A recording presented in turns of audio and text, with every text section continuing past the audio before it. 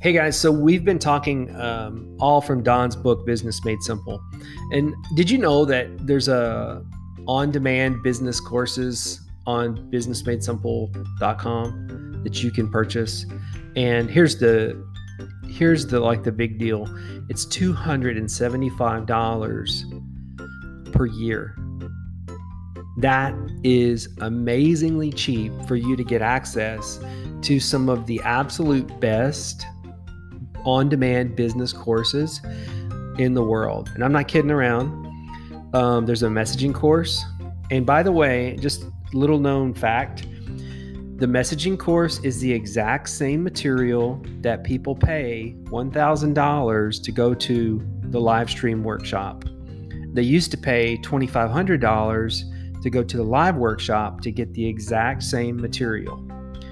So just the messaging course alone makes this the price of Business Made Simple just a freaking no-brainer, right? So if you're wanting to advance your career, if you're wanting to develop your people, then you have to look at Business Made Simple. You just do. So here's what you got to do. Go to bmsu.mitchalverson.com. It's B like boy, M like Mitch, S like Sam, U like Ulysses, bmsu.mitchalverson.com. Alverson is spelled A-L-V like Victor, E-R-S-O-N. Go there, take a look around at the page because it's going to tell you everything about Business Made Simple. Click on Get Access, then sign up, and you're going to have access to some of the best business courses in the world.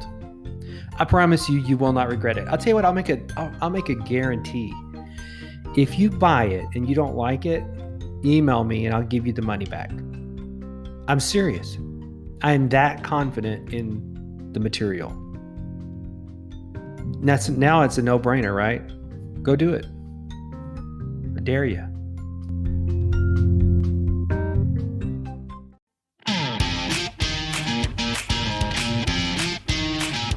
You're listening to the Daily Business Podcast with your business coach, Mitch Alverson. This is the place for daily coaching because when you have a coach, you get better results.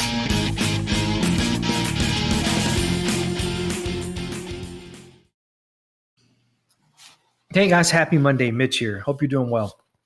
We are closing out the chapter on Management Made Simple from Donald Miller's book, Business Made Simple. If you don't have the book, go to Amazon and grab the book, and that way you can follow right along with each daily entry as you go through the podcast. So today I'm commentating out of page 185 on how to manage people, be more than a cheerleader, be a coach. And Don makes a good distinction here between a cheerleader and a coach. One thing they do have in common is that they both want the team to win. However, that's about all they have in common, is that, hey, they're both pulling for the same team. And Don is really pushing you as a manager to be a coach. And he gives us 5 characteristics in the entry today on a good business coach. And he says, number 1 is they want each member of the team to succeed in their job and in their career. Number 2, they have an honest, objective assessment of each team member's skills and motivation. Number 3, they teach practical frameworks and skills to their team members rather than expecting them to know things they've never been taught. Number 4, they offer routine, safe, and constructive feedback so team members can get better. Number 5, they praise a team member's individual success and affirm the transformation of their identity. One of the best managers I ever had was a guy named John Brown when I worked for Chaparral Steel Company before it was Gerdau. And I had just finished my bachelor's degree, and the company sent me to General Electric to learn Six Sigma. And so I went to GE and learned Six Sigma from one of the best teachers in the world, Scott Lasseter. By the way, Scott taught Jack Welch the ins and outs of Six Sigma at GE. So when I got back, We were just starting our Six Sigma process improvement department at Chaparral Steel, and they made John Brown our boss. And I quickly noticed that John was not like a lot of other bosses. He was really, really for the team and for our success. Not that the others weren't. I just think he was definitely more intentional about it.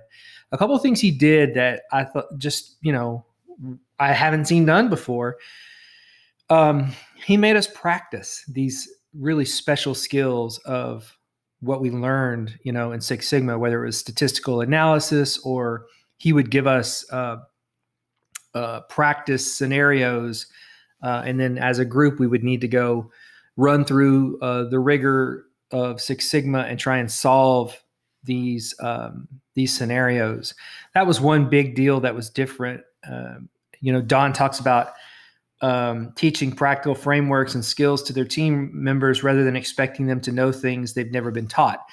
One of the things John did was he sent me and two other guys to the University of Texas to learn, the real ins and outs of project management, because he knew we were going to be put in a position where we were going to be managing other, teams, people that didn't really report to us. So he sent us down there to learn those skills rather than pushing us into a situation where we didn't, if we hadn't done that before, it was going to be pretty tough, especially going into a situation where you're trying to, help people with new ideas like Six Sigma when they haven't been used to that sort of thing. So he knew we were going to get a lot of pushback. He knew we were going to get a lot of trouble. And so he did his best to set us up to succeed. So those were, having a boss that is a coach that understands that mentality is so, so helpful. It was helpful to me, and it really helped me succeed at Chaparral as a, kind of a young executive. John just did a great job of that. Now, contrast that to a manager who will go unnamed at another steel company, the last steel company I worked for. I just didn't get any of that, like zero. And the most feedback I ever got from him was the day that they let me go. And so that's the two very, very, very polemic scenarios of being a manager. Okay. So if you take anything from this episode today, and I hope that you do, be a great coach. Understand where Don says, number two, take an honest, objective assessment of each of your team members' skills and motivation. That will help you coach them so much better, because now you know what they don't know, where they need help. So just do that. Don't be like my last manager executive at the last steel company that I worked for. I hope you have a great Monday and a great week. Take care.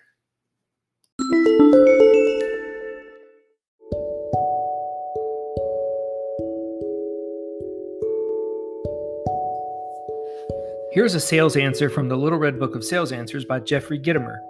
How can I improve my humor? You can start by studying humor. There are all kinds of books available on the subject. Pick one that suits your style. Then go to humorous events at comedy clubs and watch laughable movies. Set the stage for beginning your study and understanding of humor. Secret: don't just go to laugh, go to learn. Don't just watch, take notes and learn. Another secret: humor is a sense. You often say that someone has a great sense of humor. To get funnier, to get more humorous, you have to sense when the humor occurs. Be more alert so that you'll know or sense when to make humor yourself. Hang around funny people. What makes them funny? Isn't it usually a combination of who they are, what they say, and their style of delivery? Don't copy them. Just look at their qualities and adapt them to your style. Be comfortable with your humor. Make it your own. Caution: don't make humor at other people's expenses. Or don't make humor at other people's expense. If you want to make a joke about someone, make it about yourself. And don't retell jokes. If the other person's heard it, you'll look like a fool. Especially if you're not a good joke teller. When something funny happens, how do you react? Do you laugh or do you sneer?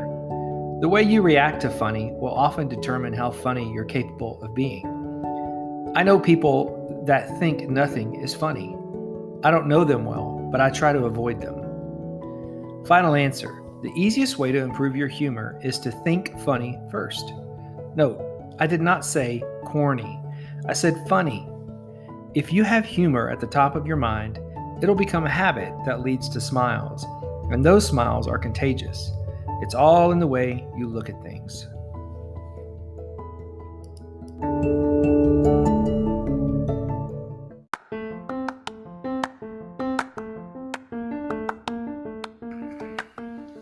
Hey guys, thanks for listening to the Daily Business Podcast with Mitch Alverson. If you got time, please subscribe to the podcast and consider rating and reviewing the show. That way, other people will find us. By the way, I really love to hear from you guys, so please email me at mitch@3advisors.org with your feedback or questions. Thanks again, and we'll see you tomorrow on the Daily Business Podcast with Mitch Alverson.